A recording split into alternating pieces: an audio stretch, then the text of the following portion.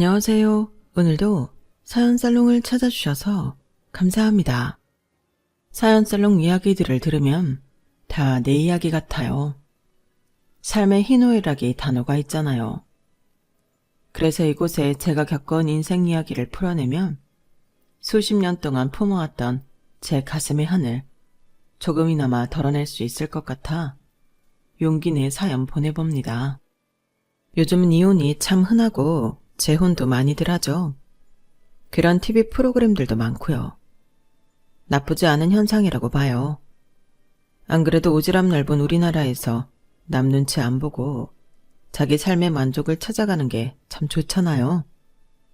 하지만 재혼 고려할 때 가장 걸리는 부분이 있죠. 바로 아이들이죠. 아이들 때문에 재혼은 생각하고 또 생각해서 정말 신중히 결정해야 하는 것 같아요. 재혼할 사람이 내 아이를 정말 친자식처럼 잘 보듬어 줄 수 있는 사람인지 눈 크게 뜨고 살펴봐야죠. 그런 면에서 저희 아버지는 너무 쉽게 이혼하고 아무나 하고 재혼하신 것 같아요.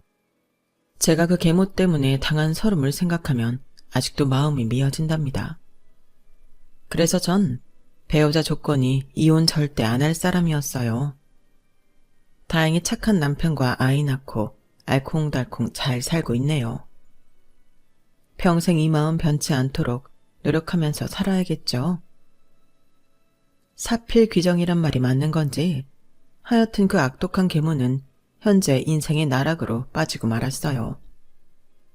제가 복수의 칼날을 갈고 닦아 계모를 끌어내리려고 한 것도 있지만 우리 아버지가 돌아가신 후 지팔자 지가 꾼 것도 있더군요. 완전히 개막장 인간인 저희 계모가 대체 어떤 여편네인지 궁금하시죠? 지금부터 한 편의 드라마 같은 저와 계모의 역사를 풀어놔 볼게요. 거의 인간답지 못한 생활을 하고 있는 현재 계모의 상황까지 말이죠.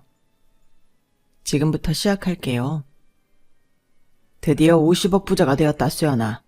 우리 가족 재산이 내가 원하던 50억으로 불어났어. 내 재테크 수완 죽이지? 지금부터 30여 년 전 50억 재산을 달성하셨다고 하니 현 시세로 따지면 꽤 많은 돈이죠. 아마 몇백억 가치일 거예요. 아빠는 왠지 모르지만 젊은 시절부터 꼭 50억을 모으고 싶다고 농담처럼 말씀하시곤 했어요. 어린 저였지만 저와 엄마는 아빠의 말씀에 코웃음 치곤 했죠.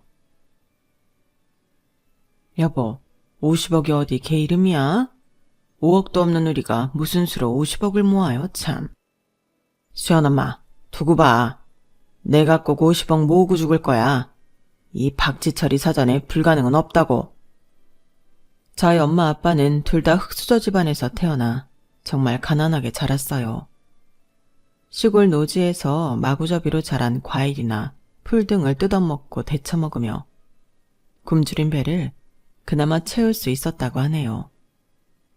아빠는 도매시장에서 음식점에 물건 떼다주는 트럭 기사를 하셨고 엄만 식당 종업원으로 일하며 눈이 맞았어요. 두 분이 결혼할 때만 해도 돈이 너무 없어서 식도 못 올렸고 지금도 부모님 결혼식 사진 한 장 안 남아있네요. 하지만 생활력 강한 부모님은 외동딸인 절 낳고는 하나뿐인 딸에게 절대 가난을 대물림해주긴 싫다는 다짐을 했다고 해요. 절 할머니께 맡기고는 두 분이 합심하여 대출을 많이 끌어와 식당을 차렸고 그게 대박이 나버린 거죠. 아직도 우리 식당에서 밥 먹으려는 사람 줄이 끝도 없이 길었던 기억이 생생해요. 한정식집이었는데 돈가스나 짜장면을 좋아하던 저는 왜 우리 엄마 아빠 가게가 인기가 많은지 당최 이해가 안 갔죠. 그때만 해도 카드보다 현금을 더 많이 쓰던 때라 마감하고 집에 들어오실 땐 현금이 가득 찬 상자를 두세 박스씩 들고 들어오셨어요. 한마디로 현금을 쓸어 모았던 거죠. 부동산에도 밝았던 아빠는 식당 종업원들을 많이 고용하자 운영을 거의 엄마에게 맡기고 서울 요지에 건물을 사고 파는 일을 몇 번 하시더니 몇 년 만에 50억을 뚝딱 만들어 오신 거였어요. 재테크의 귀재였죠. 하지만 어린 제가 느끼는 우리 가족의 분위기는 돈 없었던 시절이 훨씬 따뜻하고 좋았어요. 단칸방에서 엄마 아빠와 살부비며 하하호호 웃던 시절이 아직도 꿈같이 그리워요. 돈이 모이기 시작하자 욕심이 더 생겼던 아빠는 거의 재테크에 미쳐서 집에 잘 들어오지도 않더군요. 집에 몇 주에 한 번씩 들어왔던 아빠가 엄마를 바라보던 눈빛은 점점 싸늘해져만 갔어요. 두 분 사이가 안 좋아지시는 게 어린 저에게까지 느껴지더군요. 맨날 싸우기 일쑤였죠. 아니 수연 아빠, 지금 몇 주 만에 들어오는 거야. 맨날 서울 부동산 보러 다닌다는 핑계로 집엔 들어오지도 않네. 여기가 제주도야? 미국이야? 서울에서 고작 2시간 거리 경기도인데 이렇게까지 외박하는 이유가 뭐야? 당신 돈 불리는데 미쳤어? 나랑 수연이는 눈에 보이지도 않아 이제? 식당에서 버는 돈 미천 삼아 부동산 투자하면서 식당은 완전히 나한테 맡겨두고 나 몰라라야?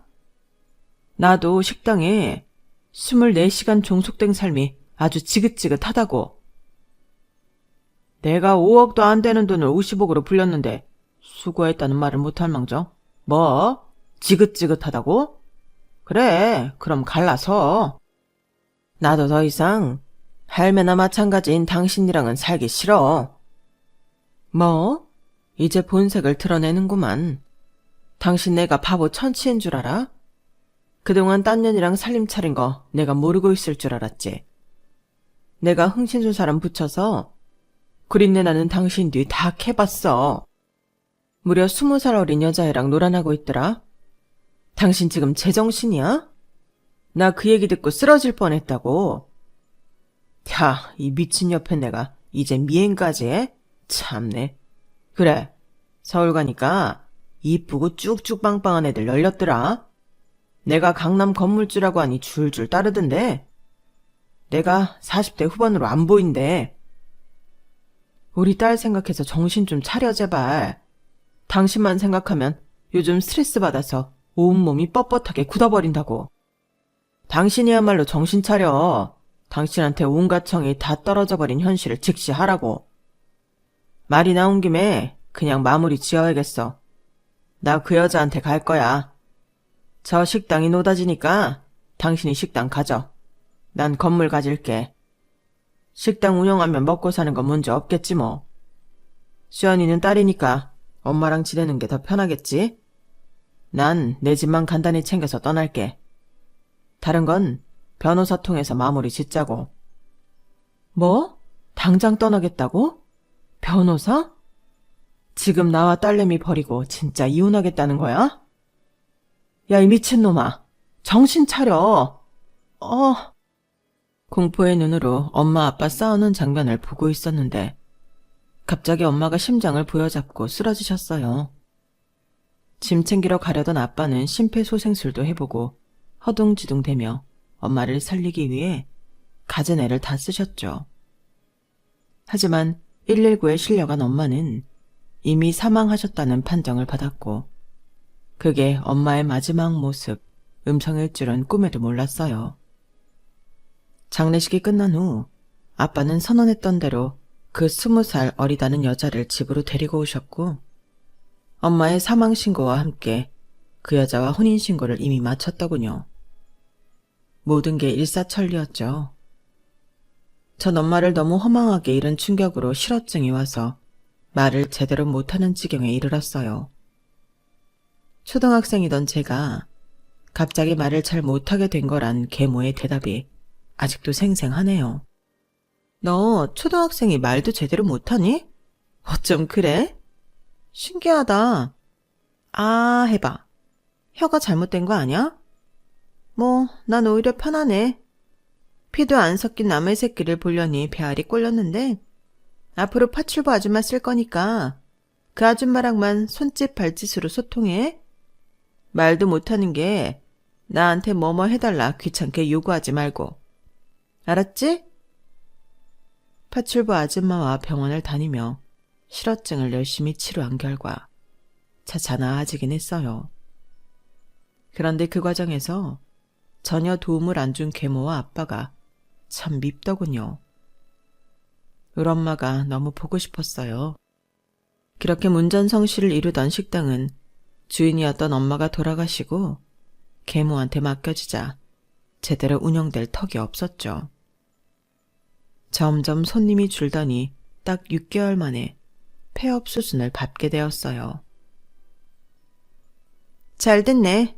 안 그래도 임신을 해서 가게 카운터 보는 것도 힘들었는데 이젠 집에서 내 아기나 키워야겠다. 그렇게 그 여자는 우리 집에 들어온 3년 동안 아기를 셋이나 낳았어요.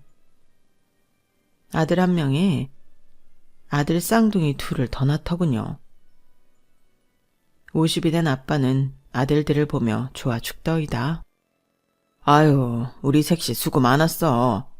아기들이 아주 날 쏙 빼닮았구만. 연년생으로 아들을 3씩이나 낳다니.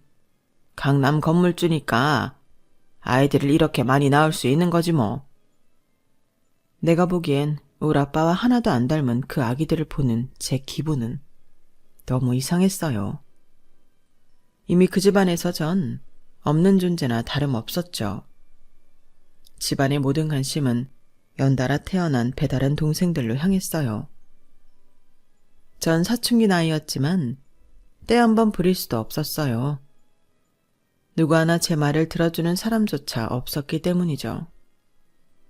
실어증은 완치됐으나 실어증일 때보다 더 말을 안 하고 사는 삶이 계속되었어요. 계모는 제 생활을 전혀 챙겨주지 않았죠. 아직 초등학생이었음에도 불구하고 말이죠. 제가 유일하게 전화통화하며 마음을 털어놓을 수 있는 사람은 고모뿐이었어요. 고모는 한때 우리 식당에서 함께 일하다가 시집 가셨는데 자궁에 문제가 있어 아이를 못 낳게 되자 시댁에서 쫓겨나듯 이혼당하고 혼자 살고 계셨어요. 고모, 나 엄마가 너무너무 보고 싶어요. 대체 엄마는 어떻게 하면 내 꿈에 한번 나올까요? 아빠는 계모랑 아기들한테만 푹 빠져지네요. 나한테 관심 가져주는 사람은 세상에 아무도 없다고요. 수연아, 네 아빠가 내 오빠지만 참 야속하구나. 네 엄마가 살아생전에 네 아빠 때문에 얼마나 속을 끓였니. 조금만 참고 살다가 20살 되면 독립하렴. 서울로 대학 가서 열심히 공부하고 일해서 꼭 성공해. 여자도 실력이 있어야 한다? 가끔 하는 고모와 전화통화에 살아갈 힘을 얻곤 했죠. 그렇게 열심히 살아가려던 제게 하늘은 또 한 번 시련을 주더군요. 계모한테서 전화 한 통을 받았어요. 야, 박수연, 너 저녁인데 어딜 그렇게 싸돌아다니는 거야, 조그만 게.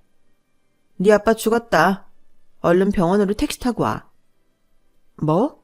아줌마가 뭔데 그런 얘기를 해요? 우리 아빠가 왜 죽어요? 대체 갑자기 무슨 뜬금없는 소리예요? 아, 뺑소니 차량에 치여 그 자리에서 죽은 걸 나보고 어쩌라는 거냐? 내가 뭐 거짓말이라도 한다는 거야? 응급실로 빨리 와. 나 우리 애기들 봐야 해서 바빠. 아빠가 뺑소니 교통사고로 그 자리에서 돌아가신 거였어요. 그때만 해도 30년 전이라 CCTV도 많지 않았기에 뺑소니범을 잡을 순 없었어요. 그렇게 피해자인 우리 아빠만 죽고 가해자는 찾지 못한 채 허무하게 끝나버렸죠. 이제 난 고아구나. 진짜 세상으로부터 버림받은 기분이었어요. 불난데 휘발유 붙는 격으로 계모는 아주 일사천리로 재산을 싹 다 정리했더군요. 그리고는 제게 일방적으로 통보했어요. 야, 네 아빠 죽었으니 너도 나가서 살아. 네 고모 시댁에서 소방받고 혼자 산다며. 너 고모랑 친하잖아. 그 집 가서 얹혀 살면 되겠네. 얼른 짐 싸. 11살의 어린 나이였지만 내 집에서 나보고 나가라고 하니 어이없었어요. 아줌마, 지금 어리다고 나 무시하는 거예요? 우리 아빠가 부자였는데 그 돈 다 아줌마가 빼앗고 나한테 그냥 짐 챙겨서 나가라는 게 말이 돼요? 그렇게 못해요. 조그만 게? 그렇게 못하면 어쩔 건데. 내가 이 집 와서 3년간 희생해서 너 키워준 게 어디야? 20살 많은 늑다리 아저씨한테 딸린 짐짝 같은 널 봐준 게 어디냐고. 그 보상으로 네 아빠 재산은 다 내 거야. 고모 집으로 얼른 나가버려. 눈을 부라리며 계모가 지르는 고성 탓에 어린 저는 좀 무섭기도 했어요. 조금만 더 컸으면 덤벼볼 만도 했을 텐데. 아니, 법적으로 유류분이라도 챙겼을 텐데. 그때 당시 11살이었던 전 너무 어렸죠. 그렇게 고모집으로 향했고 20평짜리 아파트에서 고모와 함께 살았어요. 고모는 친엄마처럼 저를 하나부터 10까지 다 챙겨주셨죠. 내가 자궁이 약해 아이를 못 낳아서 이혼당한 한을 이제야 푸는구나. 우리 수연이가 내겐 딸이나 다름없어. 이제 고모한테 다 의지하고 살아. 내가 식당에서 버는 돈은 다 너한테 쏟아부을 거야. 넌 이제부터 내 삶의 이유야. 고모는 조그만 식당을 운영하셨고 저희 부모님을 도와 한정식집에서 배운 노하우를 잘 녹여 식당 매출도 꽤 괜찮았죠. 고모는 손재주가 좋았어요. 피부가 엄청 예민하고 약했기에 화장품을 다 만들어 쓰셨는데 그 과정이 제 눈엔 참 재미나게 보였어요. 실제로 제 화장품도 고모가 직접 만들어주셨는데 피부가 한 톤 밝아지며 촉촉하고 너무 좋더라고요. 고모, 레몬 넣은 이 화장품 너무 좋은데요? 우리 이거 갖고 나중에 사업 한번 해볼까요? 너도 네 아빠 닮아서 돈 버는데 관심이 많구나. 고모는 음식 장사밖에 안 해봐서 화장품 제조업을 하기엔 겁이 나는데. 에이, 고모, 내가 살아보니 인생은 뭐 아니면 도예요. 어차피 가진 것 없어서 잃을 것도 없는 인생 한번 덤벼보는 거예요. 실제로 엄마 아빠 그리고 계모에 의해 재산까지 다 뺏기고 나니 더 이상 두려울 게 없었어요. 아빠 성격을 닮긴 했는지 추진력과 돈 불리는 재주는 좀 있었던 것 같아요. 20살 대학교 1학년이던 저는 그 길로 화장품 창업에 대해 이리저리 알아봤고 바로 추진했어요. 그때만 해도 유튜브나 인스타그램이 활성화되지 않았던 시절이었기에 홍보는 블로그 등을 통해서 할 수밖에 없었죠. 고모가 적극적으로 밀어줬기에 가능했어요. 고모는 그때까지 번 돈을 모조리 저희 창업에 쏟아 부어줬어요. 몇 억이라는 거금이었죠. 고모, 자금 대줘서 고마워요. 진짜 열심히 한번 해볼게요. 고마워할 거 없어. 네 말대로 고모도 더 이상 잃을 게 없는 사람이야. 넌 내 딸이나 마찬가지니 내 인생의 전부고 말야. 꼭 성공해 수연아. 하지만 대학은 꼭 마쳐야 한다. 그리고 한 가지, 만약 수익이 나게 되면 고모 이름으로 챙겨줄 생각 말고 다 네 명의로 재테크해서 잘 불려봐. 얼마 전에 아주 용한 무당한테서 전 봤는데 난 단명할 운이고 넌 승승장구할 운이란다. 고모가 제대로 밀어줄게. 고모한테 무슨 그런 걸 믿냐고 다 미신이라고 타박했어요. 고모까지 돌아가시면 난 도저히 살아갈 힘이 없을 것만 같았거든요. 그런데 그 용하다는 무당의 말이 현실로 벌어지고 말았죠. 멀쩡하던 고모가 췌장암 3기에 걸렸다더군요. 고모로부터 그 말만 듣고도 너무 무서워 사지가 떨렸어요. 고모, 대체 그게 무슨 말이에요? 왜 이제 50살 먹은 고모가 몹쓸 암에 걸려요? 병원에서 지금까지 건강검진하면서도 그런 말 없었잖아요. 그놈의 돌팔이 의사들 싹 다 고소해버려요. 왜 우리 고모가 죽는다는 거예요? 그럼 난 어떻게 살라고요? 수연아, 고모가 살아보니 내 힘으로 어찌할 수 없는 건 그냥 받아들여야 하는 게 순리더라. 그 무당이 진짜 용했나 봐. 단명한다더니 정말 그대로 마치네. 췌장암은 1, 2기 아니면 거의 사망 확률이 높은가 봐. 원래 몸도 약한 내가 어찌 암을 이기겠니?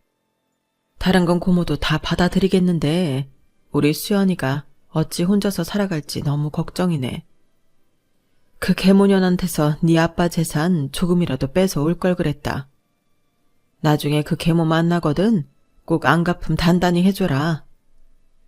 고모가 자정에 가서 그 계모 앞길을 다 망쳐놓을게. 너도 꼭 복수해. 다 알겠으니 고모 제발 죽지만 말아줘요. 하지만 고모는 진단받은 지 딱 1년 만에 돌아가시고 말았어요. 세상에 가족이 우리 둘뿐이었는데 장례식엔 거의 사람들이 오지 않았죠. 참으로 쓸쓸하고 허망한 장례식이었어요. 그렇게 고모를 떠나보내며 고모가 유언처럼 남긴 말을 계속 되뇌었어요. 그 계모한테 복수해줘야지 꼭. 어쩌면 그 계모가 우리 엄마 아빠를 다 죽이고 행복했던 우리 가정을 파탄낸 건지도 몰라. 모든 건 다 그 계모 탓이야. 반드시 되갚아줄 거야. 다짐하고 또 다짐했죠. 그러기 위해선 일단 제가 힘을 키워야 했어요. 자본주의 사회에서 힘은 곧 돈이었죠. 아직 대학생이긴 했지만 갓 창업한 화장품 사업을 성공시키기 위해 미친 듯이 매달렸어요. 고모로부터 물려받은 조그만 칩을 거의 실험실화해서 몇 병이고 만들고 또 만들기를 반복했어요. 자금을 투입해 변호사로부터 자문을 얻어 법인을 설립하고 직원도 한두 명 뽑았죠. 20대 중반의 대표님, 사장님 소리를 들으면서 하루에 잠 4시간씩 자가며 발로 뛰어다녔어요. 말로만 대표이고 바지사장이 아니라 진짜 내 회사를 대표하는 얼굴이 되고 싶었거든요. 화장품을 깨끗하고 안전하게 생산할 수 있는 라인을 갖춘 공장 한 켠을 임대했고 스스로 영업을 하며 조금씩 발을 넓혀갔죠. PPT를 제작해서 중소 중견기업들에 저희 제품을 홍보했어요. 2-3시간씩 열변을 토하며 직접 발표하기를 수십 번 했죠. 그날도 대기업에 직접 화장품을 공급하는 중견기업과 미팅을 하는 날이었어요. 중견기업 대표가 저의 브리핑을 다 듣더니 깜짝 놀랄 만한 제안을 하더군요. 인상 깊네요. 연약한 피부를 가졌던 고모님 얘기까지. 제품 홍보가 아니라 한편의 영화를 보는 것 같았어요. 전부터 미팅 잡고 싶었는데 이제야 뵙네요. 전 이 회사 대표 서민수입니다. 그 전부터 제품을 사용해보기도 했고 안전성 테스트를 치밀하게 진행했다는 사실도 알고 있습니다. 우린 대기업에 직접 공급하는 1차 벤더예요. 우리랑 같이 일해보지 않으실래요? 지금 생산하는 환경보다 훨씬 나은 라인을 제공해드릴 수 있으니 와서 화장품을 마음껏 만들어보세요. 우선 기초부터 시작해서 반응이 좋으면 색조까지 진행해볼게요. 기초는 대기업 브랜드 붙여서 나갈 테지만 색조나 클렌징 제품들은 요즘 중소 브랜드도 마케팅만 잘하면 굉장히 핫합니다. 중국을 비롯한 동남아권에서도 K-뷰티에 미쳐 있거든요. 박수연 사장님이라면 믿음이 갑니다. 꿈인가 생시인가 싶었어요.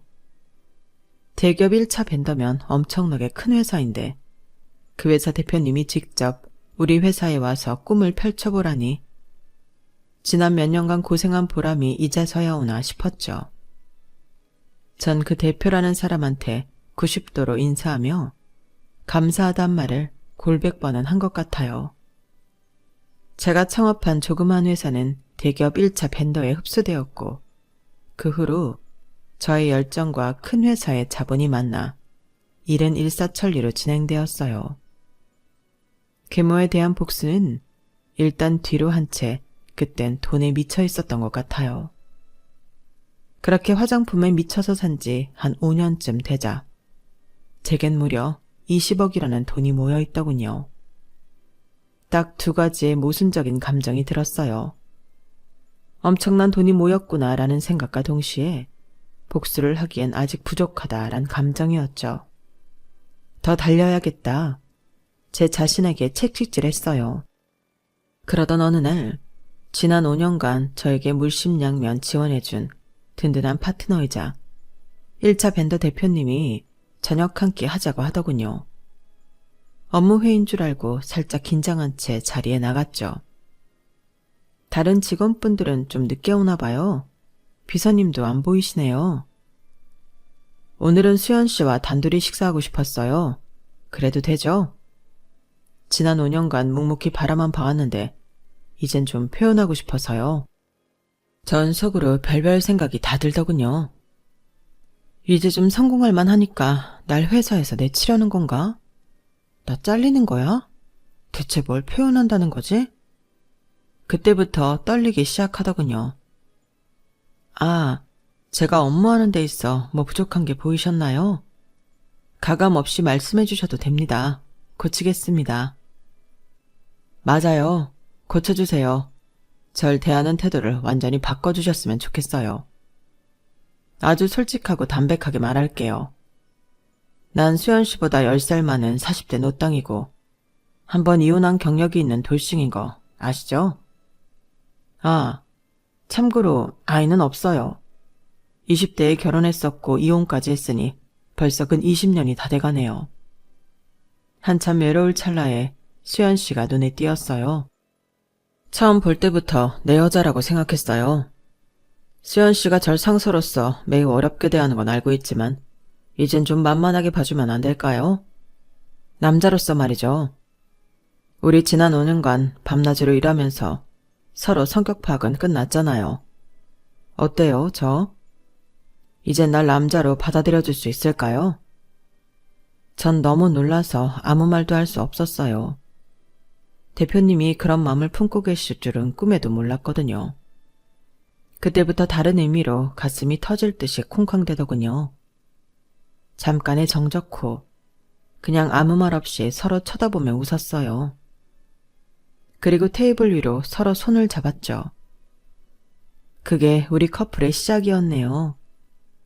5년을 함께 일하며 괜찮은 인격의 대표님이라는 건 알고 있었지만 사적인 대화는 안 했기에 당연히 결혼한 유부남인 줄 알았고 이성적인 느낌은 전혀 갖지 않았는데 참 뜬금없는 고백이었어요. 마음속으론 내심 기쁘기도 했고요. 진짜 진국인 남자였거든요. 우리가 커플이 되고 제가 처음 들었던 생각이 뭔 줄 아세요? 이 사람은 죽지 않겠지? 내 곁을 떠나지 않겠지 였어요. 지금껏 내 가족들이 다 죽어서 떠나버렸으니 내겐 헤어짐과 이별이 트라우마로 남아있었거든요. 서로의 마음을 확인하고 사랑에 빠진 우리는 결혼 이야기가 나오기까지 그리 오래 걸리지 않았어요. 결혼 얘기가 나오자마자 그는 비행기표를 건네며 미국에 계신 본인 부모님을 함께 만나 뵙고 오자고 하더군요. 그리고 찾아간 예비시댁은 입이 떡 벌어지는 대저택이었어요.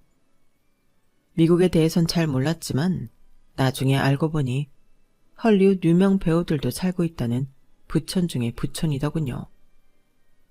회사 대표이기에 막연히 잘 살겠지라고만 생각했던 전 깜짝 놀랐어요. 더욱 놀란 건 예비 시부모님들의 인성이었어요. 부족하고 모자란 절 진심으로 반겨주시더군요. 우리 며느리 반가워요. 이머나먼 미국 땅까지 오느라 정말 수고가 많았어요. 보시다시피 이 집엔 사는 사람보다 일하는 사람이 더 많으니 아무것도 할 것 없이 집 구경이나 하고 근처 여행이나 하며 쉬다가 가요. 내 소망이 뭐였는 줄 알아요? 며느리 물 한 방울 튀지 않고 살 수 있도록 해주는 거였어요. 왜냐면 나도 그렇게 살았거든. 한 번 이혼하고 일만 하며 혼자 적적하게 살고 있던 우리 아들내미 구제해줘서 정말 고마워요. 듣자 하니 우리 아들 회사에서 가장 능력 있는 인재라고 들었는데 결혼까지 해주니 얼마나 고맙던지. 하하호호 즐겁게 말씀하시는 시부모님들을 앞에 두고 전 갑자기 눈물이 터져버렸어요. 어른들의 따스함을 너무너무 오랜만에 느껴봤거든요. 먼저 간 우리 엄마와 고모가 미친 듯이 보고 싶더군요. 제가 눈이 퉁퉁 붓도록 엉엉 울자 잠시 의아해하던 시모는 이내 곧 절 붙잡고 함께 울어주셨어요. 그렇게 한참을 울고는 시부모를 친부모처럼 여기며 지금껏 자주 연락하고 사이좋게 지내고 있답니다. 부모복은 없던 저희지만 제 사주에 시부모와 남편복은 있었나 봅니다. 담백한 성격의 남친과 전 혼인신고만 한 채 직원들과 저녁 식사를 하며 결혼식을 대신했어요. 화려한 호텔 결혼식 따윈 우리와 어울리지 않았죠. 그렇게 유부녀로서 다시 일상이 시작되고 나의 능력과 소박한 재력에 금수저인 남편의 재력이 더해지자 계모에게 복수하고 싶다는 생각이 다시금 들더군요. 전 수소문 끝에 사설탐정을 찾아갔어요. 예전엔 흥신소였지만 요즘엔 자격증을 소지한 사설탐정들이 요청한 일들을 끝내주게 잘 처리한다더군요. 전 웃돈을 줘가면서까지 아주 구체적으로 요구했어요. 내 아버지 돈을 다 뺏어간 채 어린 나를 버린 계모를 꼭 찾아주시고 현재 가족 상황이며 재정 상황이 어떻게 되는지 낱낱이 알아와 주세요. 뭐든요. 한 달 뒤 사설탐정들이 캐낸 정보들을 가지고 계모가 현 남편과 공동 명의로 갖고 있다던 건물로 무작정 찾아갔어요. 그리고는 근처 부동산을 들어갔죠. 웬 뚱땡이 할배 둘이 희희낙낙대며 낯술을 하며 장기를 두고 있더이다. 저 1층에 햄버거집 있는 건물 제가 사고 싶은데요. 중개해 주실 수 있을까요? 공인중개사가 아닌 그냥 손님으로 보이던 대머리 뚱땡이 할배가 나를 빤히 쳐다보며 한마디 하더군요. 저거? 내 마누라랑 공동으로 소유한 건물인데 나 저거 부동산에 내놓은 적 없는데 무작정 팔으라고? 낯술 냄새를 풍풍 풍기던 그 할배가 바로 계모의 새 남편이었어요. 아, 그러셨군요, 사장님. 와이프분이랑 공동명이셨어요? 저 건물이 탐나서 그런데 저한테 꼭 좀 파실 수 없을까요? 언제 사신 거예요? 다행히 그 할배는 팔랑귀에 자기 과거 얘기하기 좋아하는 떠벌이었어요. 건물을 사게 된 경위와 그 계모에 대해 좀 더 알고 싶어서 살살 구슬리니 줄줄이 다 말하더군요. 남한테 발설해선 안 될 TMI까지 말이죠. 그 할배의 말에 너무 놀랐어요. 내 마누라는 지금 정신병원에 있지. 옛날에 젊었을 때야 미인이었지만 이제 늑다리라. 다른 젊은 여자들이 눈에 자꾸 들어오는데 당최 이혼을 안 해주는 거야. 그래서 내가 새 아들들이랑 짜고 그 옆에 애를 정신병원에 넣어버렸지. 곧 명의도 다 내 거로 가져올 심산이야. 내가 그 옆에 애랑 어떻게 결혼하게 됐는지, 이 건물을 어떻게 공동명의로 하게 됐는지 말해줄까? 이거 완전히 대하 드라마로 제작해도 될 만큼 스펙타클한 이야기라고. 내 옆에 내가 미스 시절에 어느 부동산 부자인 유부남을 꼬셔서 정실 부인 자리를 꿰찬 거야. 원래 와이프는 심장마비로 그 자리에서 죽었대나 뭐래나. 여튼 정실 부인으로 들어갔지만 몰래 나랑 계속 만나던 사이였거든. 당연히 그 아들들은 다 내 씨앗이었지 뭐. 아마 그 유부남은 끝까지 셋 다 자기 아들들인 줄 알면서 죽었을 거야. 아 글쎄 딱 3년 후에 고맙게도 뺑소니 차량이 그 아재를 탁 치워줬지 뭐야. 우리 마누라가 원래 있던 딸내미 목까지 재산을 다 뺏어오고 귀찮던 딸을 내쫓아버렸다지 뭐야. 난 손 안 대고 코 풀었지 뭐.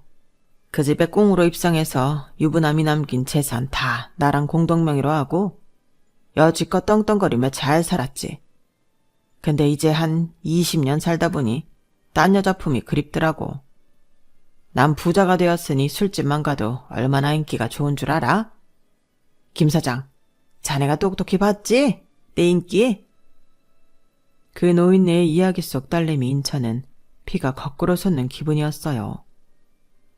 계모가 우리 집에 쳐들어와 우리 아빠의 아들이라며 낳은 새 아들들이 다 다른 남자의 아들이었다니 저한텐 못되게 굴었지만 우리 아빠한텐 알랑방구를 끼며 애교질을 부리던 계모의 얼굴이 떠오르더군요. 구역질이 났어요. 그동안 믿기만 했던 아빠의 처지가 왠지 불쌍하더군요. 그러한 계모가 지금은 자기 가족들에 의해서 정신병원에 감금돼 있다니 지팔자 지가 꾼 거라고 느껴졌어요. 그러거나 말거나 계모의 모든 걸 뺏어야겠다는 생각뿐이었죠. 다시금 정신을 차리곤 계획을 재정비했어요.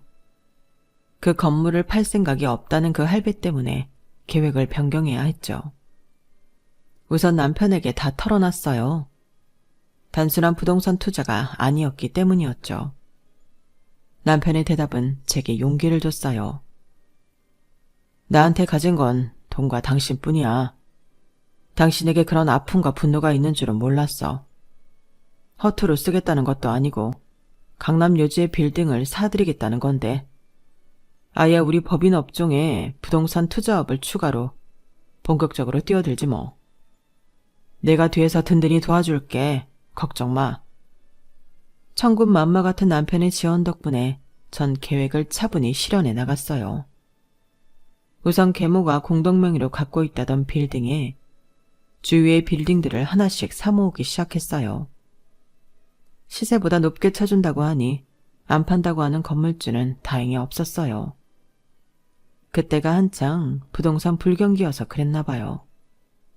그리고 난 후 계모 건물에 입점해 있는 상점들과 아주 비슷한 가게들로 채워 넣었죠. 점주들에겐 제가 사비를 들여 경영 컨설턴트까지 붙여주며 장사가 잘 될 수밖에 없게 유도했죠.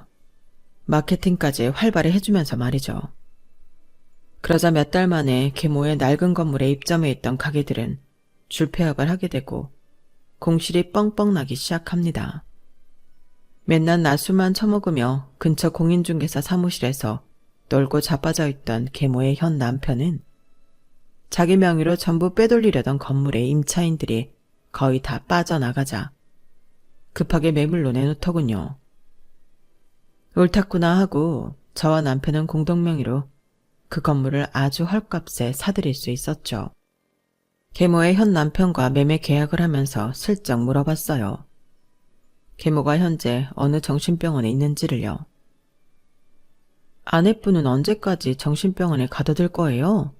정신도 멀쩡하다면서요. 그 옆엔 내가 진짜로 미쳐서 이혼해 줄 때까지. 일단 이 매매 대금은 나랑 우리 새 아들들이랑 다 나눠 가져야지. 새 아드님들은 엄마 안 보고 싶대요? 내가 돈줄을 쥐고 있는 것 같으니 우리 아들들도 지엄마 찾지도 않아.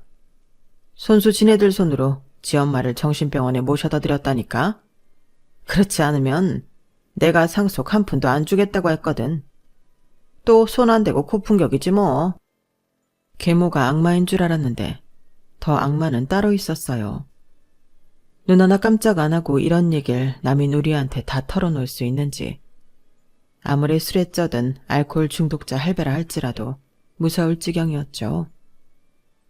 공인중개사로부터 듣자 하니 그 할배는 그 돈 갖고 술집 다니며 젊은 여자들이랑 희희낙낙하며 잘 살고 있다더군요. 그 아들들도 그에게 매매 대금을 나눠서 미국과 영국 등으로 이민을 가버렸다고 하더라고요. 이 모든 시드머니가 바로 우리 아버지 재산이었다는 사실이 참 소름 끼치더라고요.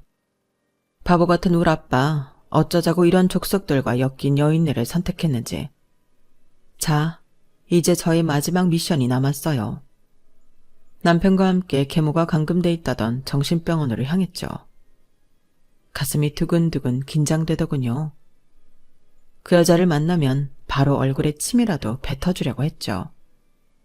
하지만 40kg도 안 나갈 것 같이 피골이 상접해서 눈이 퀭한 계모를 20년 만에 마주하니 진짜 젊었을 적 반반했던 외모의 계모가 맞나 의심스러울 정도였어요. 날 알아보겠어요? 네가 여기 어쩐 일이야? 자식이 찾아왔다고 해서 우리 아들들이 면회 온 줄 알았는데. 너 박수연 맞지? 내 첫남편 외동딸 말이야. 정신병원에 감금됐다고 해서 다 미친 건 아니군요. 당신 남편이 그 건물 나한테 팔고 그 돈으로 강남 유흥업소 돌아다니며 여자 끼고 밤새 술 처먹는 건 알고 있어요. 그리고 당신이 그토록 기다리던 아들 셋은 미국과 영국으로 이민 가버린 건 알아요? 멍청한 노인네 같으니라고. 심지어 우리 아빠와 결혼할 때 낳은 그 아들들은 셋 다 우리 아빠 친자식이 아니라며? 당신은 우리 가정을 파탄낸 주범이야. 지금 정신병원에 갇혀서 불쌍한 척 하지 말어. 천벌을 받아도 싼 마귀 할망 같으니라고. 내 아들들이 다 이민 가버렸다고? 진짜 날 이런 곳에 방치해두고 말이야? 내 아들들아, 인간의 탈을 쓰고 어찌 그럴 수 있단 말이냐. 내가 너희를 어떻게 키웠는데. 참네. 그거 알아? 나도 우리 엄마 아빠의 귀한 자식이었어. 우리 고모의 귀한 조카이기도 했다고. 젊은 시절 그 반반한 쌍판떼기로 우리 아빠를 유혹해서 가정을 파탄낸 미친년아. 죽는 날까지 정신병원에 갇혀서 진짜 미쳐버려라. 기어코 침을 뱉고 나왔네요. 그 여자에게 사자우를 내뱉으니 옛날 생각에 제 인생이 너무 불쌍하게 느껴졌거든요. 계모는 악독하게 굴었던 죄를 이제야 받고 있는 듯 했어요. 계모가 정신병원에서 진짜로 미치든지 제정신으로 죽을 때까지 갇혀있든지 내 알 바 아니었죠. 다리에 힘이 빠졌지만 남편과 함께 차까지 기어들어가서는 엉엉 울었네요. 그렇게라도 풀어내지 않으면 진짜 저까지 미쳐버릴 것 같았거든요. 20년 동안 쌓아온 내한을 조금이나마 푼 느낌이었어요. 그 과정에서 남편의 도움이 컸죠. 그 후로는 다시 일상으로 돌아왔어요. 그리고 몇 개월 후 기적처럼 아기 천사가 찾아오더군요. 현재 만삭의 몸으로 글을 쓰고 있네요.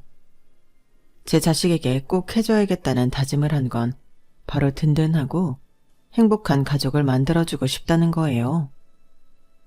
어릴 적 제가 갖지 못했던 가족의 따뜻함, 든든함을 꼭 느끼게 해주고 싶네요. 이런 말이 있잖아요. 하늘은 모든 사람에게 신을 내릴 수 없으니 엄마라는 존재를 두게 했다고요. 엄마는 자식에게 신이자 우주이죠. 돈보다 가족의 사랑을 물려주고 싶은 요즘이네요. 긴 글 읽어주셔서 감사합니다. 지금까지의 제 인생을 여러분께 솔직하게 털어놓으니 속이 다 후련하네요. 이 글을 함께 해주신 여러분들은 저 같은 불행한 경험들은 안 겪으셨으면 좋겠어요. 평범한 인생이 최고잖아요. 일상이 행복하시고 건강하세요.